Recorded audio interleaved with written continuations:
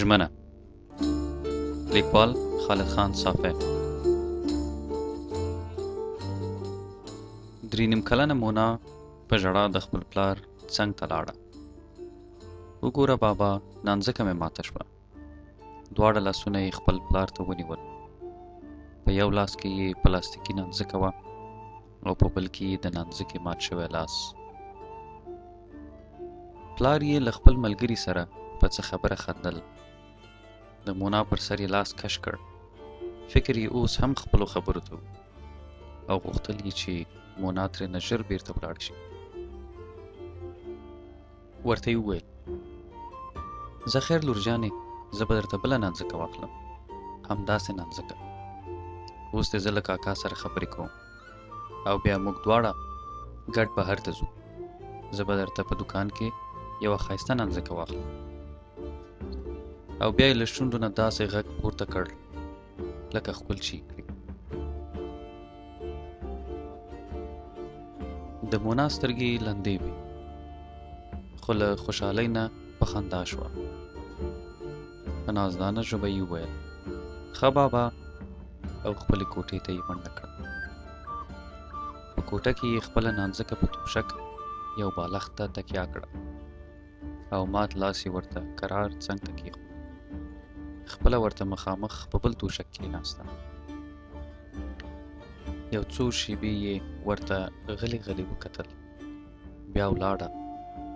د خپلې مور زړوکی یې قات قات کړ او خپلې نانځکې ته یې ترېنه وړه بستره جوړه کړه. هغه یې پرې واچوله او لاس یې ورته هم خواته کېښود. پخلنځي ته ولاړله. هلته یې مور لګیا وه، لاسونه یې په دستشویي کې مینځل. مونا د المارۍ له سر نه یو دستمال پټ کړ او بیا یې بیرته خپلې کوټې ته منډه کړه.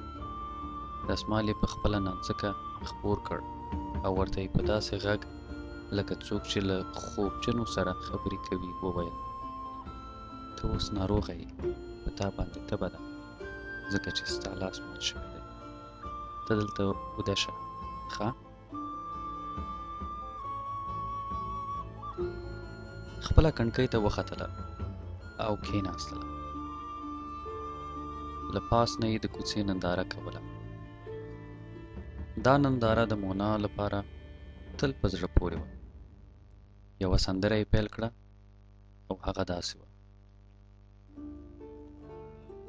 بابا مې په کوټه کې د کاکا سره ناست دی، خبرې کوي او سګرټ څکوي او چای څښي. چې خبرې یې خلاصې شوې بیا بهر ته ځي او ما ته یو نانځکه راوړي. هغه به د دې نانځکې خور شي، نو هغه به د دې نانځکې مشره خور شي. د دې خو لاس مات دی، هغه به ورته ټول کار کوي. هره کلمه یې اوږده اوږده ادا کوله او په دې توګه یې ترېنه سندره جوړوله. خو لفظونه یې د ځان په څېر واړه واړه تلفظ کول. د بیلګې په توګه سګرټ ته یې تګلت ویل، خور ته یې کول ویل او لاس ته یې لات. بیا یې پورته له کړکۍ نه خپلې نانځکې ته وکتل. هغه د دستمال لاندې داسې پرته وه لکه ویده چې وي.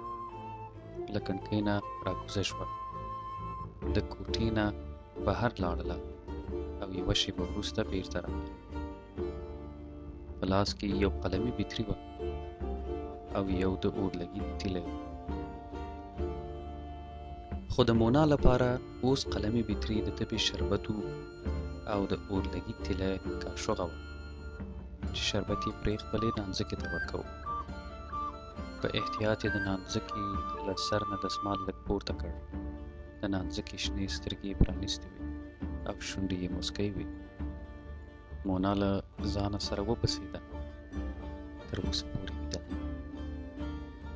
دستمال یې ورو بیرته پرې واچو او لاړله. په کڼکۍ کې کېناستله. بیا یې سندرې پیل کړې: زما د نانځکې لاس مات شوی دی، نو هغه ناروغه ده، تبه لري، خو زه ورته پیچکاري نه کوم ځکه چې بیا خوږېږي. زه ورته شربت ورکوم. په دې کې یې پام د خپل پلار غږ ته واوښت. له کړکۍ نه راکوزه شوه او کوټې ته ننوتله او ورو یې سر د کوټې دروازې ته اوږد کړ چې پلار یې پکې ناست و. له خپل ملګري سره یې خبرې کولې. په یوه سترګه یې ولیدل چې هغه اوس هم خندل او خبرې یې کولې. په مخ کې یې د میز پر سر په یوه پیاله کې لږ چای پروت و. د ګوتو ترمنځ له سګرټ نه یې لوګی پورته کېدو. مونا بېرته منډه کړه، په کړکۍ کې کېناستله او په سندرو یې پیل وکړ.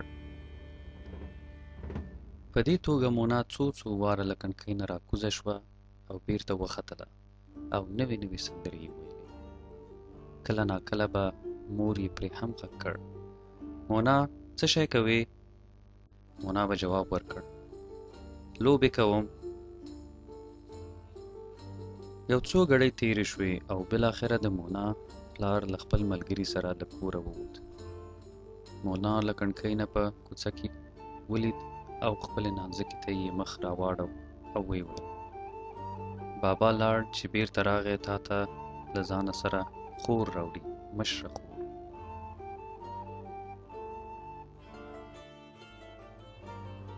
مونا نور نو سندرې نه ویلې.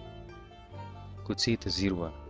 سر به یې یوې خوا ته کړ چې د کوڅې یو سر وویني او بلې خوا ته به یې کړ چې بل سر یې وویني.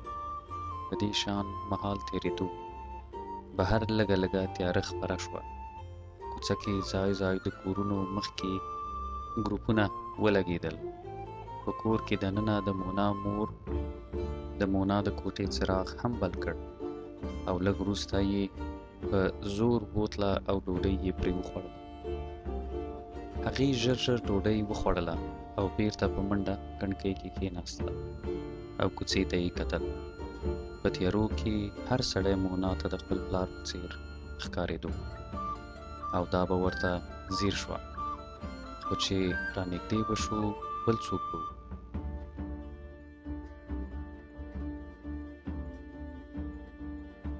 د مونا پلار چې کله بېرته کور ته راستنېدو د یو دوکان مخې ته تم شو. هغې ته خپله ژمنه په یاد وه چې مونا ته به یوه نانځکه اخلي. دوکاندار ته یې وویل چې یوه نانځکه ورکړي. دوکاندار نانځکه ورته په یوه پلاستیکي خلطه کې واچوله. د مونا پلار چې کله له جوب نه پیسې راوویستې ور په یاد شول چې سګرټ یې هم خلاص شوي دي. دوکاندار ته یې وویل چې یو قطۍ سګرټ هم ورکړي، خو چې پیسې یې ورکولې ویې لیدل چې پیسې ورسره لږې دي. له ځان سره یې فکر وکړ چې مونا ته به نانځکه سبا واخلم. نو نانځکه یې بېرته ورکړه او سګرټ یې راواخیستل. په کور کې مونا لا هماغه شان په کړکۍ کې ناسته وه. څه کې یې بیا یو څوک ولید چې د خپل پلار په څېر ورته ښکاره شو. سړی چې کله ورنږدې شو هغه په رښتیا د مونا پلار و. چغې یې کړې: بابا راغی! او له کړکۍ نه یې ټوپ کړ. پلار یې چې کله د کور په دروازه کې راننوت، مونا یې مخکې ولاړه وه او پورته یې ورته کتل. خوله یې له خندا نه ډکه وه او واړه غاښونه یې ټول څرګند وو. پلار یې چې مونا ولیده پښیمانه شو چې د نانځکې پر ځای یې سګرټ اخیستی. مونا یې په غېږ کې جګه کړه، په مخ یې ښکل کړه او ورته یې وویل: مونا جانې، زه دوکان ته لاړلم خو زما سره پیسې نه وې، نو ځکه ما درته نانځکه وانخیستله. زه خیر سبا به یې درته واخلم. د مونا له څېرې نه موسکا والوتله. وریځې یې سره نږدې شوې او جړهونې شوه. خپل پلار له غېږې څخه کوزه شوه او بېرته خپلې کوټې ته لاړله. په کړکۍ کې کېناستله او تورتم کوڅې ته یې کتل. یو څو شېبې وروسته یې مخ خپلې نانځکې ته راواړو. هغه هماغه شان د دستمال لاندې اوده پرته وه. د مونا له یوې سترګې یوه اوښکه خوشې شوه. په واړه اننګ کې یې وښویېده او په ګریوان کې یې جذب شوه.